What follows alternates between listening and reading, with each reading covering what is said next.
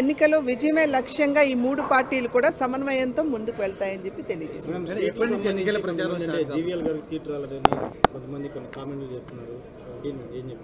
దీని మీద మేము చెప్పేది ఏముంటుందండి? ఇప్పుడు పొత్తులో భాగంగా మాకు కొన్ని సీట్లు వచ్చాయి. ఆ సీట్లో ఉన్నటువంటి అభ్యర్థుల్ని ఖరారు చేస్తారు. విశాఖపట్నం రాలేదు, సో ఇంకొకరిని ఖరారు చేసే అవకాశం ఎక్కడ ఉంటుంది? ఏవైతే సీట్లు మాకు వచ్చాయి వాటిలో అభ్యర్థుల్ని ఖరారు చేస్తారు. బయట పార్టీ వాళ్ళకి వచ్చిన వాళ్ళకి సీట్లు కేటాయించారు, బీజేపీ నమ్ముకున్న వాళ్ళకి అన్యాయం జరిగిందనేది. పార్లమెంట్ సభ్యుల్లో ఎవరికి ఇచ్చామండి అట్లా? ఒక్కరు తప్పించి, ఒక్కరిని తప్పించి మేము బయట వారికి ఇవ్వలేదు కదా, కార్యకర్తలకు ఇచ్చుకున్నాం. అక్కడ ఉన్నటువంటి ఆ జిల్లాలో ఉన్నటువంటి పరిస్థితుల నేపథ్యంలో విజయమే లక్ష్యం అని అనుకున్నప్పుడు వివిధ అంశాలను కూడా దృష్టిలోకి తీసుకోవాలి. వాటన్నిటిని పరిగణలోకి తీసుకోవడం జరిగింది. ఏంటండి, ఆల్రెడీ కింద కార్యకర్తలు ఏదైతే ఇతర పార్టీల్లో క్యాండిడేట్స్గా ప్రకటించబడ్డారో వారు ఆల్రెడీ ఫీల్డ్కి వెళ్ళినటువంటి నేపథ్యంలో ఆ కాన్స్టిట్యువెన్సీస్లో మా కార్యకర్తలు కూడా వారితో పాటుగా ముందుకు వెళ్తున్నారు. సో ఒక రకంగా చెప్పాలంటే ఆల్రెడీ స్టార్ట్ అయిపోయింది.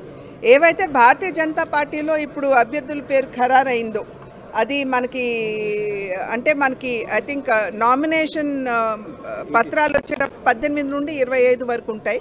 సాధారణంగా వారు నామినేషన్ వేసిన తర్వాతే కింద క్యాంపెయినింగ్కి వెళ్తారు కాబట్టి వారు త్వరలో నిర్ణయిస్తారు. ఈలోపు కేవలం నామినేషన్ వేసే వరకు ఆగకుండా నేను ఇందాక చెప్పినట్లుగా సమన్వయ కమిటీలు వేసుకుంటూ కింద పని ఆల్రెడీ అంటే సంస్థాగతంగా ఏ రకంగా ముందుకు వెళ్ళాలనేటువంటి అంశాల మీద అభ్యర్థులు దృష్టి కేంద్రీకరిస్తారు.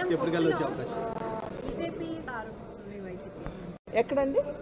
పొత్తులో బీజేపీ పోటీ చేసినటువంటి సీట్లలో బీజేపీ పేరుతో టీడీపీ వాళ్ళే పోటీ చేస్తున్నారు అని చెప్పి ఆరోపిస్తున్నారు. ఇప్పుడు నేను ఇందాక చెప్పినట్లుగా ఇప్పుడు అనౌన్స్ అయినటువంటి అభ్యర్థుల్లో ఒకరు తప్పించి అందరూ మా పార్టీ వారే కాబట్టి మేము మా కార్యకర్తల్ని కాదనుకుని వెళ్ళేటువంటి పరిస్థితి లేదు.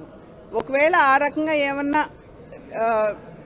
డిసిషన్ తీసుకోవాలనుకున్నా కూడా పార్టీలో కార్యకర్తలతో చర్చించిన పిమ్మటే దాని మీద నిర్ణయం అనేది జరుగుతుంది. క్రమశిక్షణ కలిగినటువంటి కార్యకర్తలు కాబట్టి భారతీయ జనతా పార్టీ కార్యకర్తలు ఒక్కసారి చర్చించుకుని నిర్ణయించిన తర్వాత ఆ డిసిషన్కి అబాయిడ్ అయ్యేటువంటి పరిస్థితి ఉంది.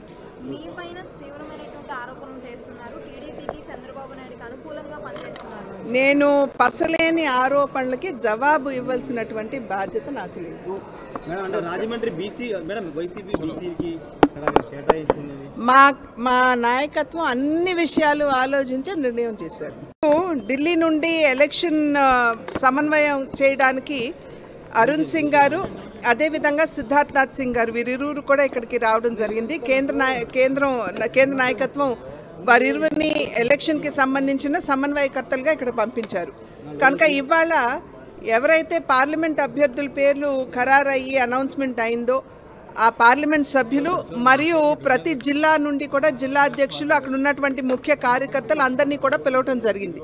ఎందుకంటే అసలు ఎలక్షన్కి సంబంధించి మనం ఏ విధంగా ప్రిపేర్ అవ్వాలి, ఏదైతే మనం పొత్తులో ఉన్నామో మిగిలిన రెండు పార్టీలు తెలుగుదేశం పార్టీ జనసేన పార్టీ వారిరువురితో కూడా ఏ విధంగా సమన్వయం చేసుకుంటూ ముందుకు వెళ్ళాలి, మన కార్యకర్తలు ఏ రకంగా చాలా యాక్టివ్గా పార్టిసిపేట్ చేయాలి, పార్టిసిపేట్ చేస్తున్నటువంటి సందర్భంలో మన భారతీయ జనతా పార్టీ సింబల్ కావచ్చు, నరేంద్ర మోడీ గారు కావచ్చు, ప్రతి ఇంటికి కూడా ఎలా చేర్చాలి, ఈ రకమైనటువంటి వివిధ అంశాల మీద చర్చించడం మాత్రమే కాకుండా కార్యకర్తల నుండి కూడా వారు ఏదన్నా ఇబ్బందులు అక్కడ ఎదుర్కొంటున్నట్లయితే అంటే ఇతర పార్టీల నుండి సరిగ్గా సమన్వయం లేకపోయినా లేకపోతే అభ్యర్థులు కలుపుకు వెళ్ళట్లేదు అనేటువంటి భావన ఉన్నా ఇవన్నీ కూడా ఇక్కడ కార్యకర్తల నుండి విన్నారు, పైనుండి కూడా సూచన చేయడం జరిగింది. త్వరలోనే రాష్ట్ర స్థాయిలో జిల్లా స్థాయిలో అండ్ మా అభ్యర్థుల చోట మండల స్థాయిలో కూడా సమన్వయ కమిటీలు వేసుకోవాలి అని చెప్పి నిర్ణయించడం జరిగింది. ఈ సమన్వయ కమిటీ కేవలం మన పార్టీ వాళ్ళనే కాకుండా ఇతర పార్టీలు కూడా ఒకవేళ మా అభ్యర్థులు అక్కడ ఉన్నట్లయితే కూడా వాళ్ళని కూడా కలుపు వెళ్ళవలసినటువంటి బాధ్యత మా మీద ఉంటుంది కాబట్టి వారిని కూడా కలుపుకుంటూ ముందుకు వెళ్ళే విధంగా ఈ యొక్క సమన్వయ కమిటీలు వేసుకోవడం.